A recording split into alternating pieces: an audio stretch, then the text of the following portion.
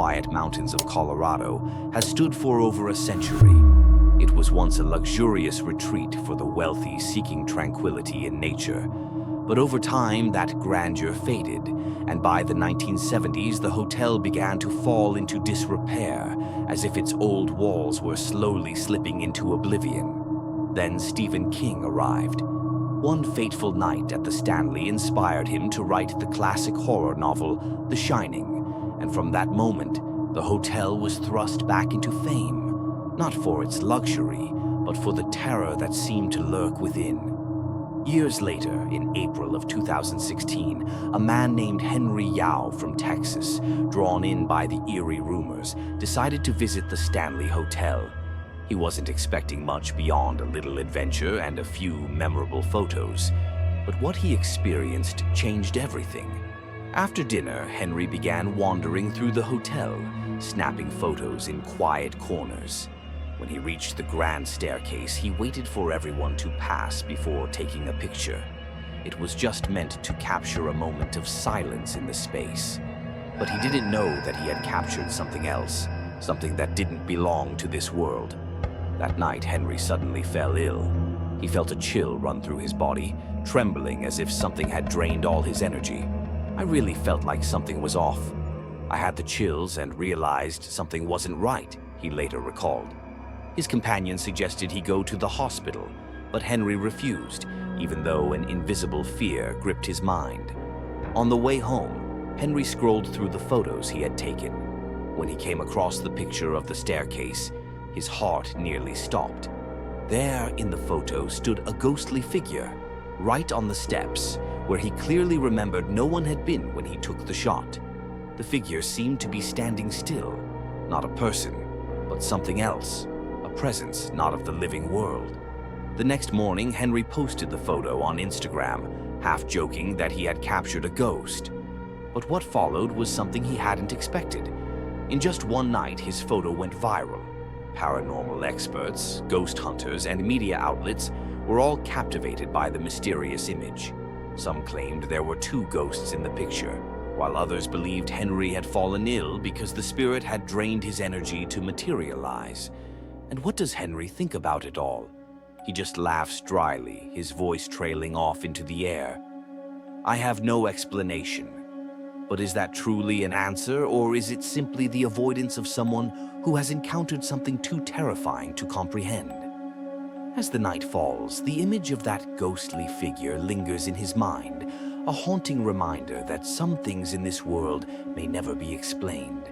Whaley House, located in the heart of San Diego, is a place where death and mystery intertwine, where those who step inside feel an invisible chill surrounding them.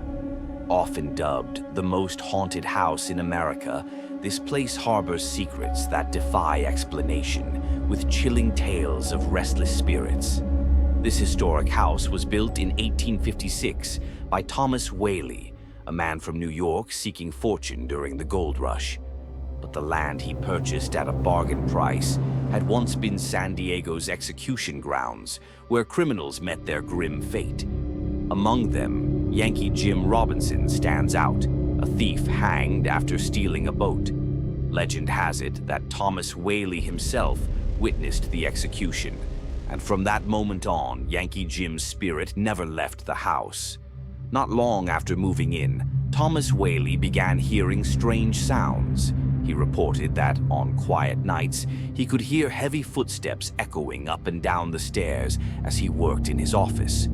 Occasionally, he would hear pained moans, the anguished sighs of a man, and Whaley believed it to be the restless spirit of Yankee Jim, who died on that very land. As time passed and Thomas Whaley died of natural causes, he, too, became part of the house's haunting legacy. Many visitors have claimed to smell the cigar smoke he used to enjoy, or even glimpse a faint figure standing at the top of the stairs, gazing down with a silent but haunting presence. But the spirits of the Whaley family aren't the only ones haunting the house. An inexplicable lavender scent often lingers in the air, believed to be the perfume of Whaley's wife, Anna. In addition, the ghostly presence of the family's pets is rumored to still roam the house. Visitors have reported feeling something gently brush against their legs, or even the sensation of being licked, which is believed to be the family's dogs. Victor Santana, the Whaley house manager, has never seen a ghost himself, but he cannot deny the strange occurrences he has experienced. He once witnessed a doll seemingly move on its own, and late at night, he occasionally hears the distant sound of a woman weeping. But perhaps the most unsettling event occurred during a paranormal investigation when an EVP, electronic voice phenomenon, device recorded something inexplicable. In the stillness of the night, questions were posed to the unseen world. Is there anyone in the room with us? What is your name? And then another question was asked. Are you happy we're here with you tonight? The answer came from the beyond, cold and simple. No. That whispered response lingers in the minds of those who hear it, a chilling warning from the other side. At Whaley House, the spirits do not welcome anyone. The bloody legacy at the Borden House. On the dark night of August 4th, the air in Fall River, Massachusetts, was not just chilly but heavy with dread. The Borden House, with its faded walls and dark, unwelcoming windows, stood silent under the dim moonlight. It was not just an old house, it was a place haunted by secrets and unrelenting terror. Suzanne St. John, a tour guide at the Borden House, had once regarded the place as a historical museum more than a haunted site. But tonight, everything had changed. As visitors stepped into the house, they encountered not only its history, but also inexplicable phenomena. Guests often tell us they hear laughter and playful sounds in the middle of the night, St. John recalled. These sounds were not those of the living, but were instead soft, eerie laughs filled with the pain and panic of restless spirits. These noises often came from shadowy corners, places where light rarely reached. One night, while alone in the house, St. John witnessed something unsettling. Children's toys were found scattered across a room where no one had been. Paintings hanging on the walls suddenly fell and slid 2 feet across the floor without any logical explanation. A closet door creaked open on its own, with no sign of human intervention. The night before the anniversary of Andrew and Abby Borden's deaths, things took a darker turn.